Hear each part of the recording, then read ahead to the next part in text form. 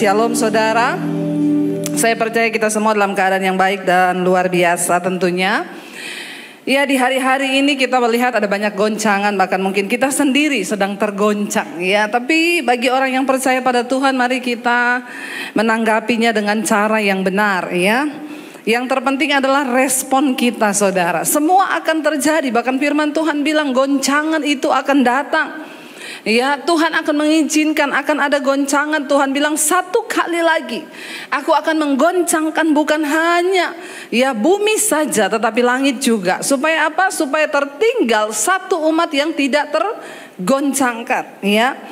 Saudara, bagaimana supaya kita ini bisa terus ya berkenan kepada Tuhan? Tentunya saudara ya, kita harus melewati yang namanya ujian iman.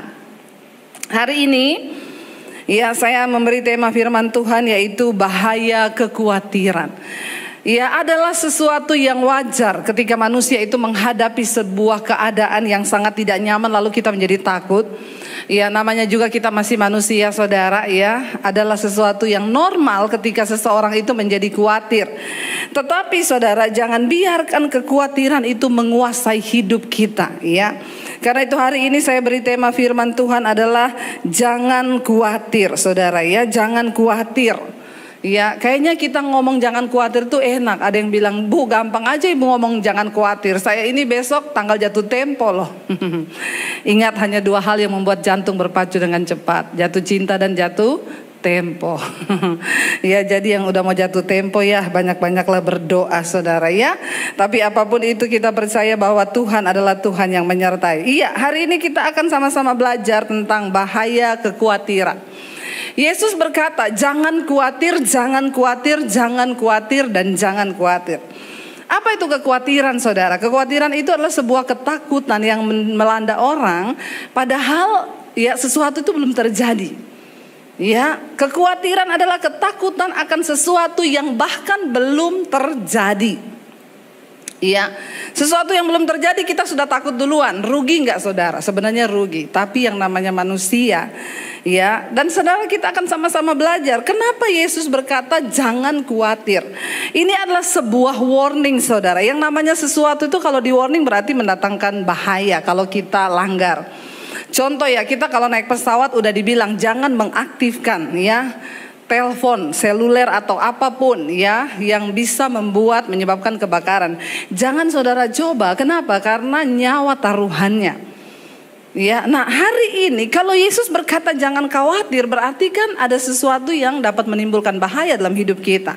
Kita akan sama-sama belajar. Ini alasan saudara, kenapa kita nggak boleh khawatir. Ya, bahayanya itu apa ya? Yang pertama saudara, Amsal 12 ayat 25 firman Tuhan berkata begini.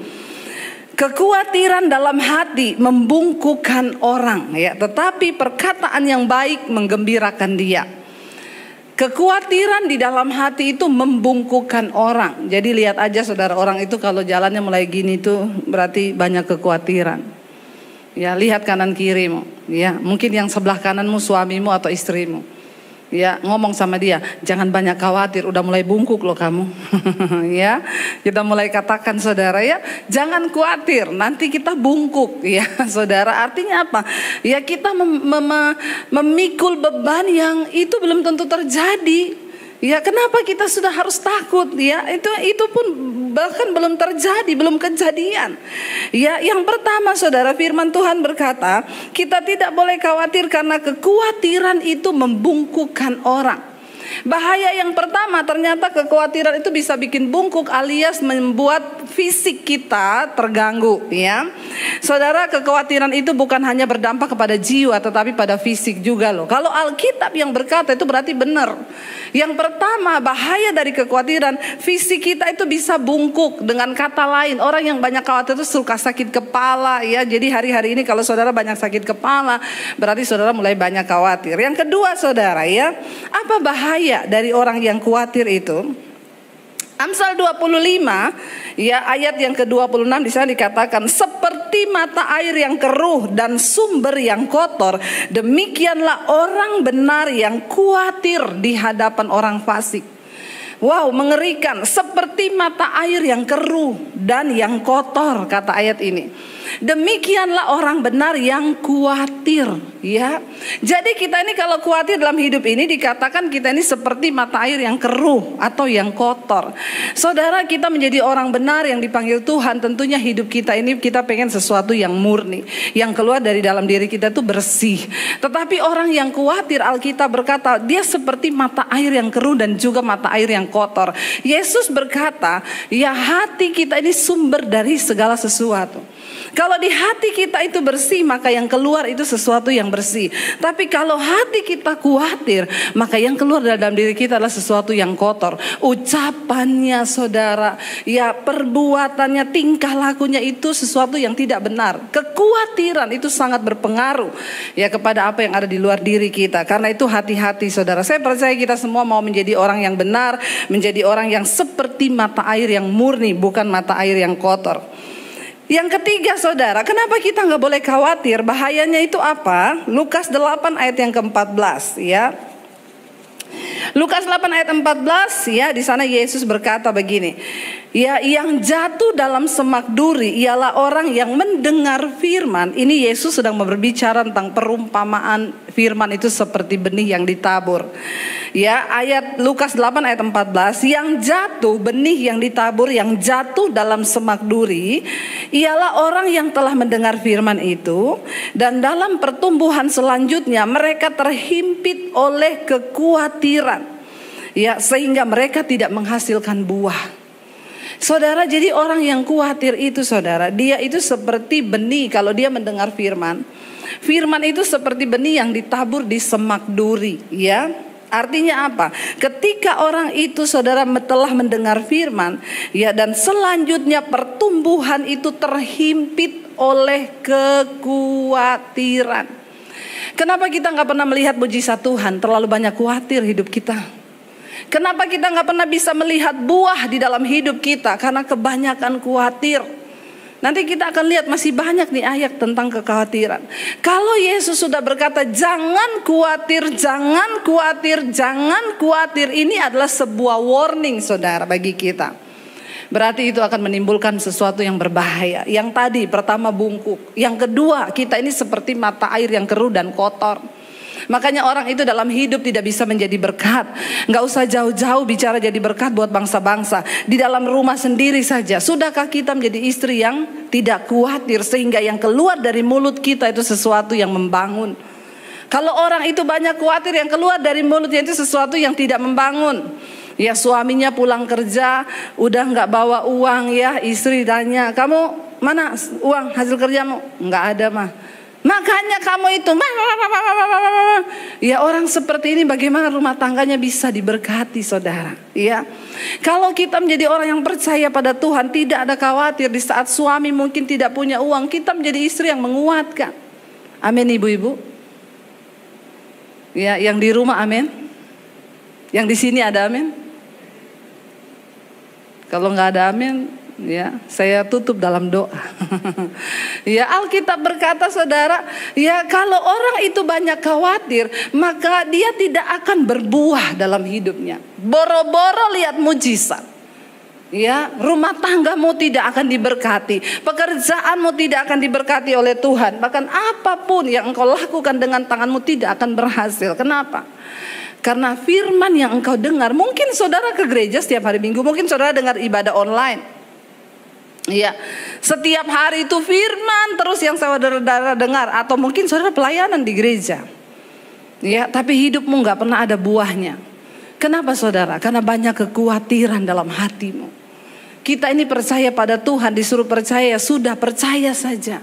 Ya, daripada khawatir lebih baik percaya. Orang yang tidak percaya Tuhan itu, orang yang khawatir itu sama dengan orang yang tidak mempercayai Tuhan. Sekalipun dia mendengar firman, ayat ini berkata firman itu seperti ditabur di semak duri. Ketika firman itu mau tumbuh, ya nggak bisa mati. Kenapa? Kehimpit sama semak duri. Apa yang menjadi semak duri dalam hidup manusia yang membuat firman tidak bisa bertumbuh bahkan menghasilkan buah? Salah satunya adalah kekhawatiran, kata firman Tuhan. Ya, jadi jangan khawatir, saudara. Kenapa? Karena khawatir bisa membunuh benih firman yang ada dalam hidupmu. Firman yang kita dengar itu harus bertumbuh di tanah yang subur. Ya, ketika firman itu mau tumbuh, ini firman bicara tentang iman. Waktu kita mendengar firman, Alkitab berkata iman timbul dari pendengaran, yaitu pendengaran akan firman. Untuk kita bisa percaya kepada firman Tuhan itu butuh latihan, saudara. Ya, sampai hari ini saya tetap mempercayai Tuhan. Apakah pertama saya percaya, saya terima Yesus, saya langsung percaya seperti sekarang ini? Enggak. Ada latihan iman. Ya, bagaimana kita melatih kadar iman orang itu berbeda-beda, tergantung dari rasa percayanya pada Tuhan. Kenapa kita nggak boleh khawatir? Karena Alkitab berkata iman itu tumbuh dari pendengaran, pendengaran akan firman. Nah, kalau kita mendengar firman tapi hati kita khawatir, itu menjadi semak duri yang menghambat pertumbuhan firman yang engkau dengar. Karena itu dengar baik-baik Bapak Ibu yang terkasih, kekhawatiran itu sangat berbahaya. Yesus mengingatkan, jangan khawatir. Engkau dengar firman sebanyak apapun, engkau hafal firman sebanyak apapun, kalau engkau punya kekhawatiran, firman itu hanya baru mau bertumbuh di hati, langsung dihalangi oleh semak tadi, yaitu kekhawatiran kita. Bagaimana kita bisa melihat iman kita kuat kalau kita itu khawatir? Apalagi melihat buah dalam hidupmu, apalagi melihat buah dalam pelayananmu. Padahal Alkitab berkata kalau Yesus datang kedua kali, dia tidak mencari pelayanan yang hebat, dia nggak cari orang yang punya karunia hebat, dia nggak cari orang yang punya gereja besar. Waktu Yesus datang kedua kali, yang dia cari apa? Buah dari hidup kita. Tapi bagaimana mungkin kita berbuah kalau kita punya kekhawatiran? Ya, ayat ini jelas berkata, orang yang mendengarkan firman tetapi dia khawatir, itu seumpama dia menabur benih di satu tanah yang penuh dengan semak duri.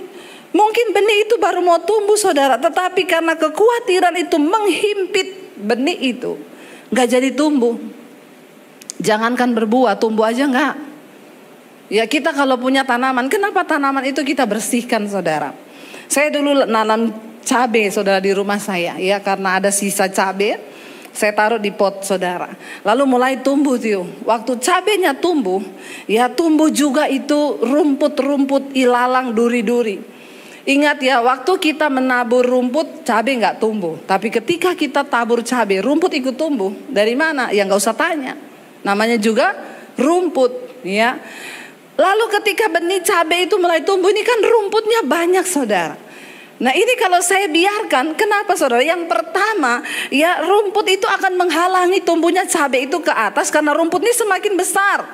Dia tutupin. Yang kedua, makanan untuk cabai itu, suplai makanannya akan terhalang. Kenapa? Diambil semua sama rumput ini. Makanya cabainya gak bisa bertumbuh. Kekhawatiran di dalam hidup kita itu mengambil semua energi positif dari firman Tuhan atas hidup kita, sehingga engkau akan satu saat, ya, bukan cuma tidak berbuah, bisa mati imanmu, saudara. Makanya kenapa pada akhirnya banyak orang murtad. Ya, dulu saya pernah punya pengalaman, saudara, ada seorang hamba Tuhan loh. Dia hamba Tuhan, seorang pendeta. Ya, dia pelayanan. Ya, ketika hidupnya itu, saudara, mulai goyah, ya, karena dia juga punya usaha. Tiba-tiba goyah usahanya. Lalu ketika usahanya goyah, rumah tangganya juga goyah. Terakhir, saudara, saya ketemu teman, saya tanya, si Pak Pendeta itu mana sekarang? Oh, belum tahu ya, Kak. Belum. Kenapa? Sekarang sudah jadi Muhammad. Ya, pendeta ganti nama jadi Muhammad. Saudara sendiri tahu maksud saya. Saya baru mau cari tahu keberadaannya di Facebook. Saya baru mau cari tahu di mana dia, karena dulu saya pernah kenal dekat dengan dia. Besoknya saya dapat kabar di WA, innalillahi wa inna ilaihi rajiun, telah berpulang ke rahmatullah. Muhammad ... tadinya pendeta. Kenapa bisa mati imannya, saudara? Bukan cuma orangnya, ya. Imannya bisa mati lalu berganti nama. Kenapa, saudara? Ya, karena tidak sungguh-sungguh mempercayai Tuhan. Hari-hari ini kita semua sedang diuji. Tetapi orang yang mau terus mempercayai Tuhan, engkau akan melihat perbedaan yang nyata, kata firman Tuhan, di hari-hari terakhir ini. Pakai kesempatan ini untuk membuktikan imanmu kepada Tuhan. Amin, saudara. Ya, jangan biarkan semak duri itu tumbuh di dalam hidupmu. Mari kita terus mau berkata, Tuhan, uji kami. Menghadapi hari-hari sulit ini kami terus akan melihat pemeliharaan Tuhan. Kami tidak mau membiarkan semak duri kekhawatiran itu menghalangi benih firman Tuhan bertumbuh dalam hidup kami. Yang berikutnya saudara, kenapa kita gak boleh khawatir? Lukas 10 ayat 41 ini kisah tentang Marta dan Maria, ya. Maria itu ketika Yesus datang dia langsung mengambil tempat terdekat dengan Yesus, yaitu duduk di bawah kaki Yesus dan menyerap semua pengajaran dan khotbah yang Yesus berikan. Tapi Marta sibuk di dapur bikin teh, bikin makanan, bikin ini, bikin itu, ya. Lalu ketika Yesus datang, mereka datang berdua, Yesus berkata kepada Marta, tetapi Tuhan menjawab, Lukas 10 ayat 41. Tetapi Tuhan menjawabnya, Marta, Marta, ya, engkau khawatir dan menyusahkan diri dengan banyak perkara. Jadi dengan kata lain, saya ambil kata khawatir di situ. Yesus berkata, engkau khawatir dan menyusahkan diri dengan banyak perkara. Orang yang khawatir itu berarti orang yang menyusahkan diri. Ya, nggak usah disusahkan, memang hidup ini sudah susah. Jadi jangan tambah menyusahkan diri dengan kekhawatiran. Yang namanya hidup ini memang rumit saudara. Kalau sederhana itu rumah makan Padang. Ya, namanya juga hidup pasti rumit. Ya, tetapi Yesus berkata kita menjalani hidup ini pasti akan ada kesukaran. Tapi jangan engkau tambahin dengan menyusahkan diri. Karena apa? Kekhawatiran. Jadi ternyata kekhawatiran itu menyusahkan diri. Banyak orang-orang itu sakit bukan karena keadaannya yang buruk, tetapi karena dia menakutkan sesuatu yang buruk. Ada banyak orang hari ini datang kepada saya, Bu, saya nih asam lambung akut. Ya, asam lambung akut, sudah ke dokter Bu? Sudah. Ya, terus dokter bilang apa? Dokter bilang jangan banyak pikiran.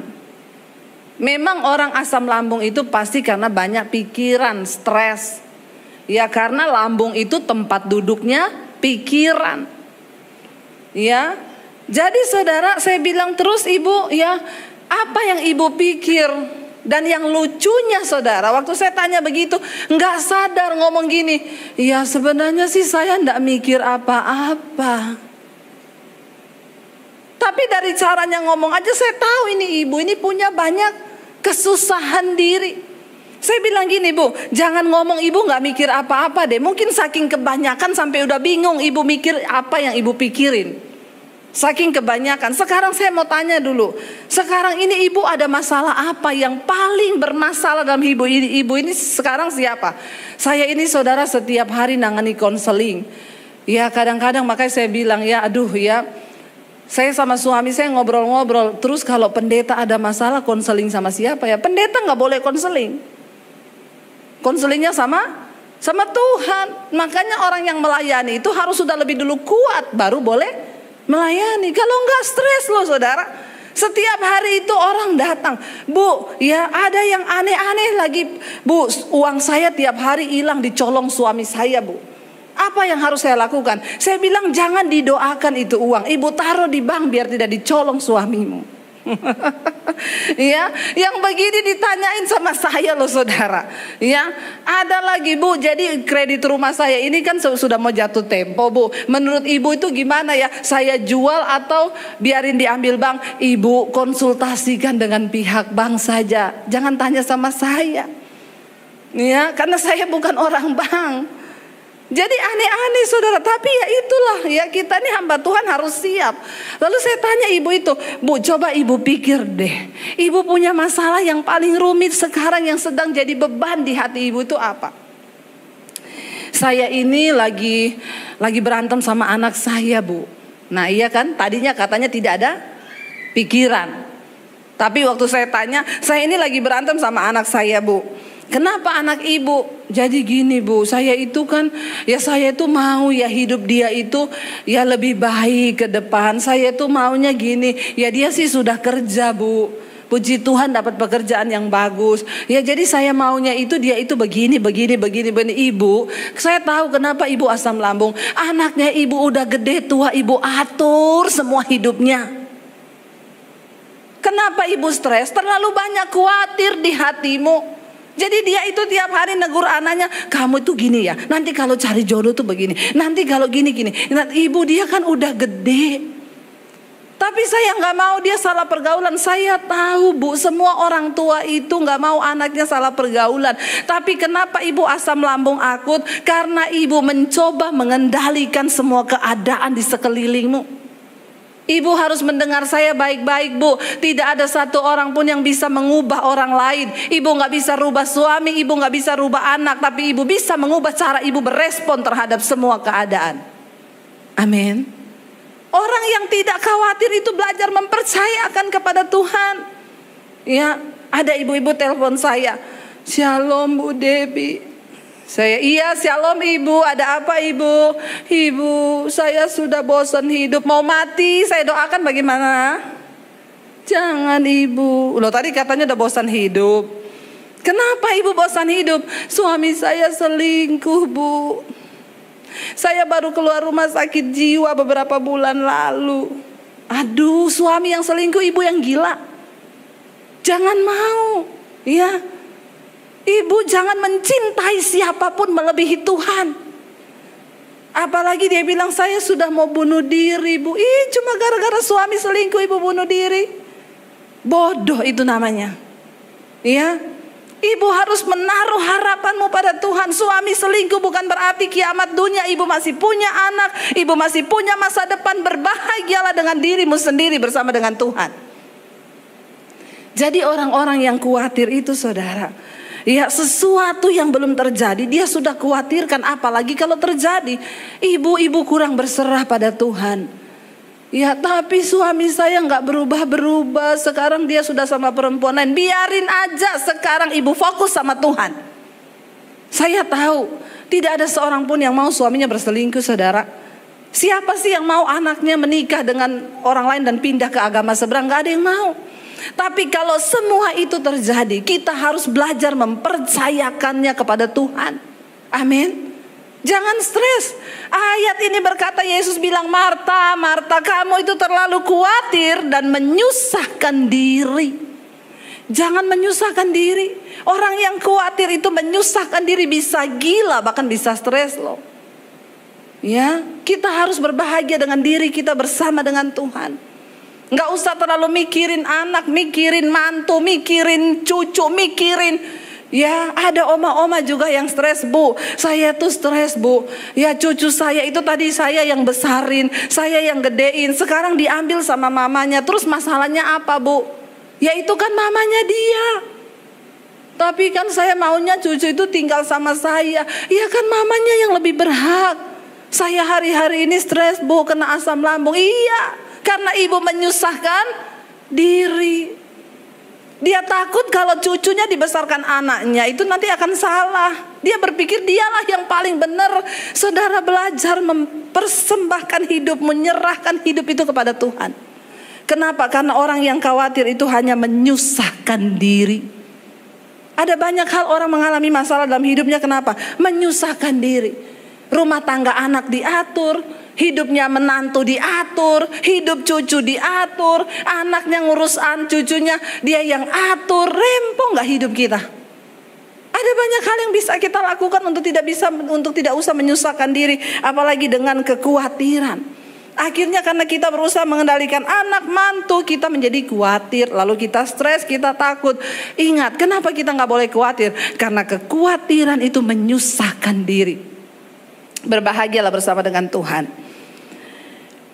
Kenapa kita gak boleh khawatir? Yang berikutnya, Matius pasal yang ke-6 ayat 27, Yesus berkata begini, siapakah di antara kamu yang karena kekhawatirannya dapat menambahkan sehasta saja pada jalan hidupnya?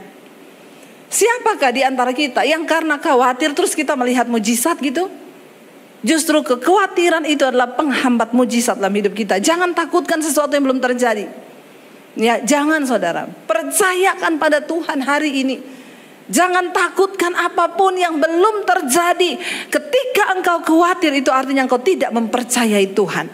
Ya, lawannya khawatir itu adalah percaya. Ya, jangan saudara, karena Yesus berkata, dengan kekhawatiranmu apakah engkau bisa menambahkan sehasta saja pada jalan hidupmu? Enggak kan?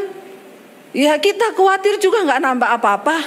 Daripada khawatir lebih baik bersuka cita. Kita khawatir juga kita nggak melihat mujizat. Kita khawatir juga kita tidak melihat sesuatu yang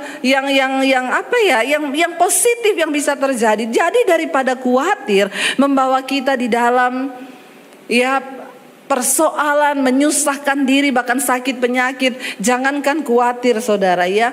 Mungkin hari ini kalau ada ibu-ibu yang suamimu berselingkuh atau engkau punya masalah dengan anak, engkau pun harus belajar mempercayai Tuhan. Ya, sekalipun sudah ada masalah aja kita harus belajar mempercayai Tuhan, apalagi sesuatu yang belum terjadi. Ya, jangan saudara, kita mau terus percaya, bersandar pada Tuhan, berharap. Ya, lalu kita lihat yang berikutnya saudara. Ya, jadi ingatlah saudara ya, bahwa karena kekhawatiranmu engkau nggak bisa tambah apapun. Ya, engkau nggak bisa bayar cicilan dengan kekhawatiran. Ya, engkau nggak bisa menambahkan jumlah rekeningmu dengan kekhawatiranmu. Lebih baik belajar percaya. Ya, ada kesaksian dari seorang ibu, Bu, ya tadinya saya itu khawatir banget karena masalah keuangan ya, di dalam pandemi ini keuangan suami dan saya itu dalam rumah tangga agak berkurang.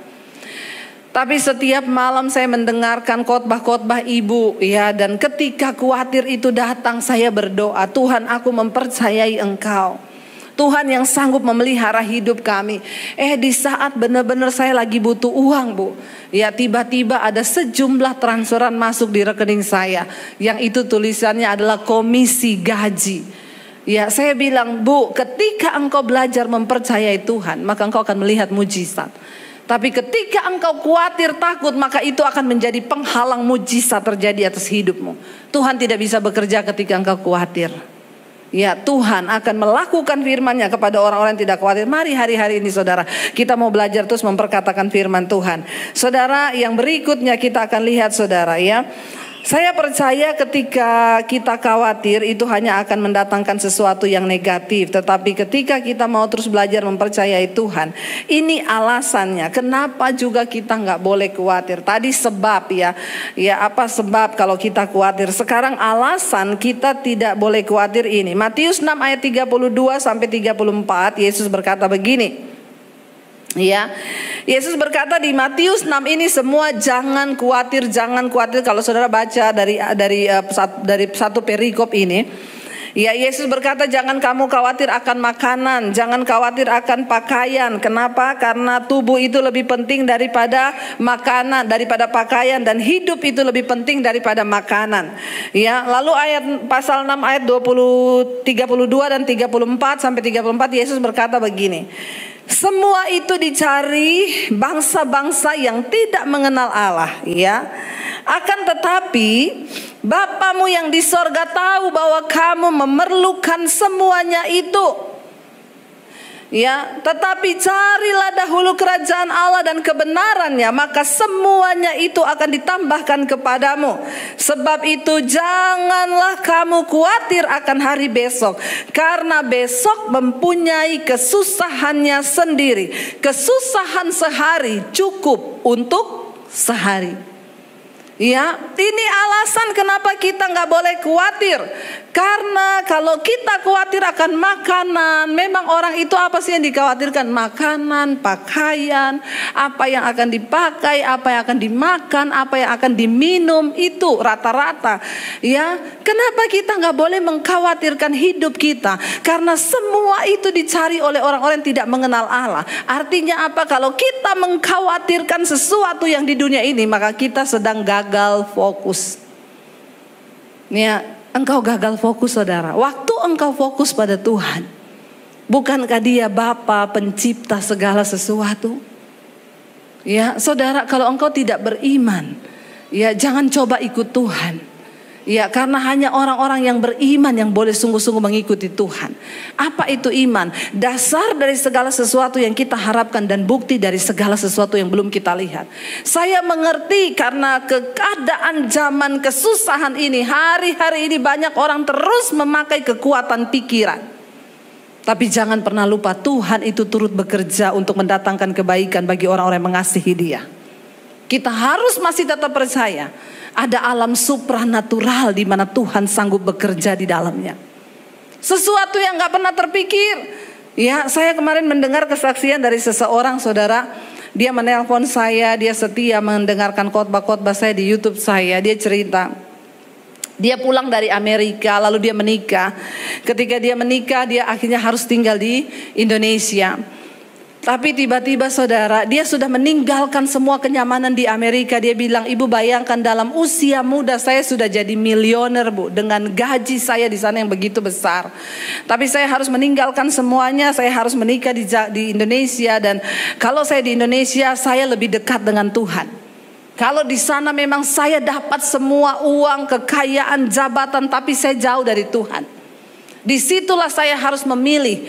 Saya harus ikut Tuhan, sungguh-sungguh dengan Tuhan, tapi pulang meninggalkan semua kenyamanan itu. Ya, saya sudah dijanjikan untuk sebuah tempat tinggal di tempat kalangan yang mewah di Amerika, bu. Tapi saya harus memilih. Kenapa? Karena kalau saya di sana terus, pergaulan membuat saya jauh dari Tuhan. Akhirnya dia balik ke Indonesia. Dia memutuskan untuk memilih hubungan dekat dengan Tuhan. Dia tinggalkan segala kenyamanan sampai di Indonesia. Dia memulai merintis pekerjaan, ya. Tapi memang susah, bu, karena saya harus memulai dari nol.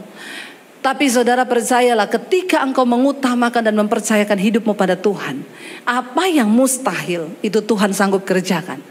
Tiba-tiba ada orang dari Amerika itu masuk ke emailnya dia, itu email salah alamat. Jadi namanya dia Peter, ada orang juga nama Peter. Nah, orang itu email ke dia, Peter, kamu tuh salah kirim barang, orang dari Amerika. Dia balas, sorry saya bukan Peter itu, tapi memang namanya saya Peter. Orang yang di Amerika bilang, hey, oh iya, saya ingat kamu Peter yang di perusahaan ini. Iya, sekarang kamu di mana? Lama kok nggak tahu alamatnya. Oh, saya sudah di Indonesia. Wow, kebetulan sekali kami lagi buka satu usaha. Sekarang sudah ada di Jepang dan beberapa di negara-negara. Kami mau buka di Indonesia. Kamu mau nggak? Dia dibukain kantor di Jakarta, semua biaya dari Amerika. Dia jadi konsultan, saudara. Dia bilang, ibu, saya terheran-heran, gaji saya itu dolar, bu. Dan di saat pandemi seperti ini, saya menerima gaji yang cukup besar. Saudara, orang itu kalau mau hidup berkenan dan percaya Tuhan, dikejar-kejar berkat loh. Benar. Ada hal-hal yang kita gak mengerti secara nalar yang sanggup Tuhan kerjakan. Di masa pandemi ini, ketika juga saya pertama kali waktu mau masuk pandemi, saya dan suami agak ketakutan. Ya, semua jadwal cancel. Semua, bu, maaf ya, jadwal di cancel. Padahal saya ini kan sudah 1 tahun ke depan itu udah ada jadwal. Tapi karena pandemi semua satu persatu, bu, cancel dulu ya, cancel. Sampai kapan? Nggak tahu. Sampai kapan kita juga belum tahu. Secara manusia, kami itu hidup dari pelayanan. Ya, kita nggak tahu mau berharap di mana pas anak saya mau masuk kuliah. Begitu banyak ketakutan di benak kami. Ya, tetapi Tuhan itu sanggup membuka jalan. Saudara tahu sampai hari ini pelayanan saya begitu padat dari sebelum pandemi. Sekarang pelayanan lewat Zoom yang undang bukan cuma dari Indonesia, dari Amerika, dari Paris, dari semua negara-negara. Bahkan yang mengherankan lagi di pandemi ini, tiba-tiba saya bisa melukis.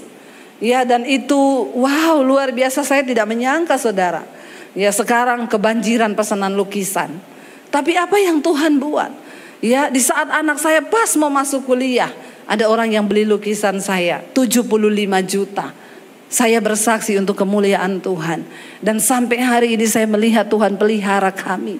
Orang-orang yang berjalan dan menaruh iman dan harapnya. Ketika kami mulai memasuki pandemi, kami berkata kita nggak tahu nanti hidup bagaimana. Ke depan bagaimana, semua jadwal cancel. Tapi kami berdua, saya dan suami, memutuskan untuk menaruh iman dan harap kami pada Tuhan. Apa yang kami lakukan, saudara? Saya dan suami berkata, kita pernah melewati yang lebih buruk dari ini. Makanya bersyukur kalau saudara sudah pernah melewati yang buruk. Ya, nggak ada yang lebih buruk mungkin. Saya berkata, saya pernah melewati semua yang buruk. Saya pernah hidup tanpa uang 1 sen pun, tanpa satu orang pun menjadi sandaran di hidup saya. Saya sudah pernah melewati itu. Saya bilang sama suami saya, ya saya sudah pernah melewati yang terburuk di hidup saya. Tapi Tuhan gak pernah tinggalkan saya. Apalagi cuma yang begini, ini mah biasa.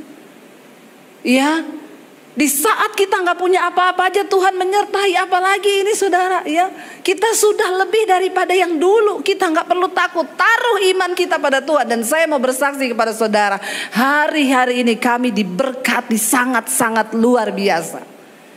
Dan bukan cuma itu, kita harus menjadi berkat juga bagi orang yang lain. Saudara, saya melihat ketika kita menaruh harapan, jangan khawatir. Yesus bilang itu semua dicari oleh bangsa-bangsa yang tidak mengenal Allah.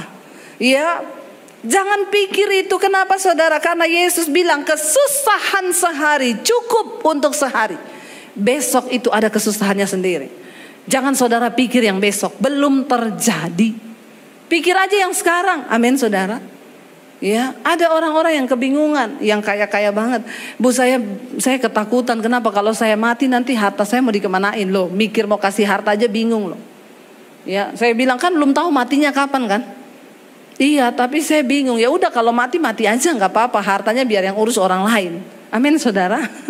Ngapain sih kita berat-beratkan hidup, menyusahkan diri, memikirkan yang aneh-aneh. Mari kita fokus hanya pada Tuhan. Kesusahan sehari cukup untuk sehari, besok ada kesusahannya sendiri. Kita lihat yang berikutnya saudara.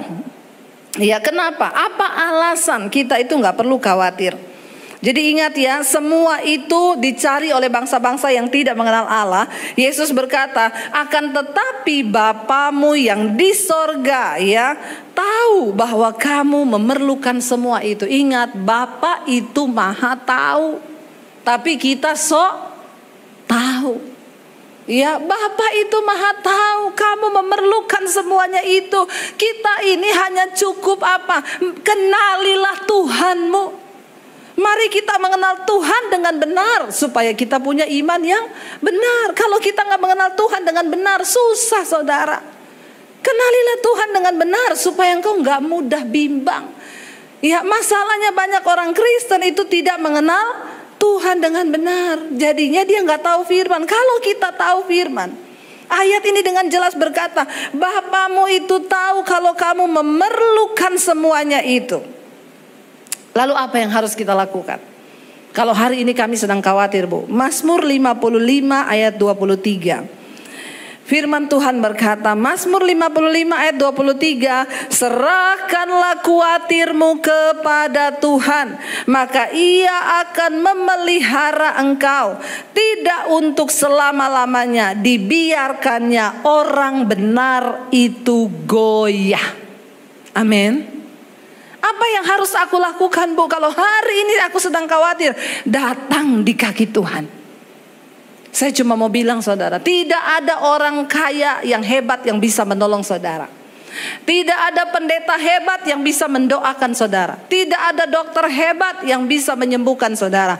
Tidak ada psikiater hebat yang bisa memberikan engkau motivasi untuk bangkit. Engkau punya Tuhan yang hebat.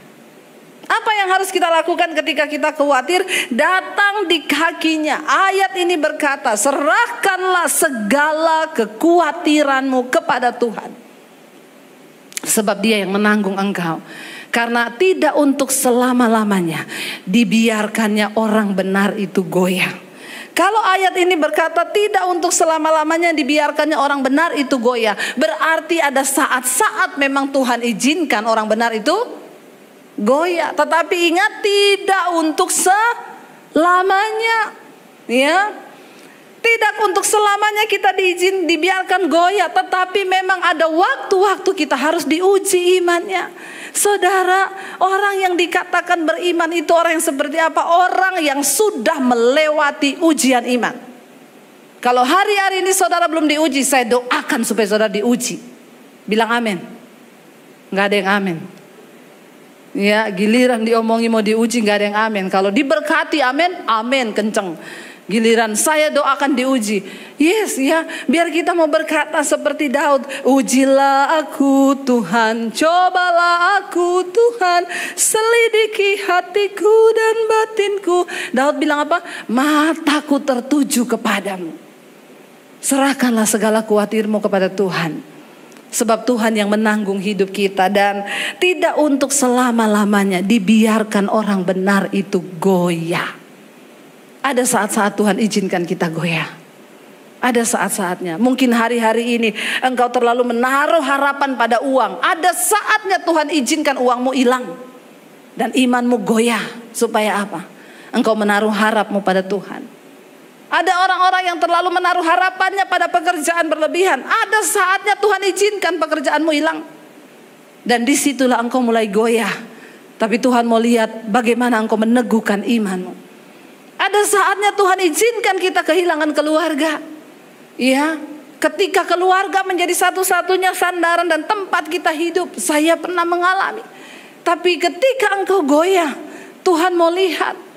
Ya, kepada siapa engkau menaruh harap. Saya ingat sekali waktu saya diusir dari keluarga saya, papi saya bilang, kamu jangan bawa ijazah. Saya mau lihat Yesus kasih makan kamu pakai apa. Bayangkan saudara, saya keluar tanpa bawa apa-apa, tidak boleh bawa ijazah. Dan papi saya bilang, saya mau lihat Yesus kasih makan kamu pakai apa. Tapi saya mau bilang hari ini saudara, ketika aku menaruh harapanku pada Tuhan, Alkitab berkata, dia adalah sauh yang teguh. Ya, apa itu sauh? Kalau kapal itu mau bersandar, ya, nanti dilempar jangkar. Ya, lalu diikat pada sauh itu, sauh yang teguh itu tidak akan tergoyah, bahkan kapal itu nggak bisa lari kemana-mana.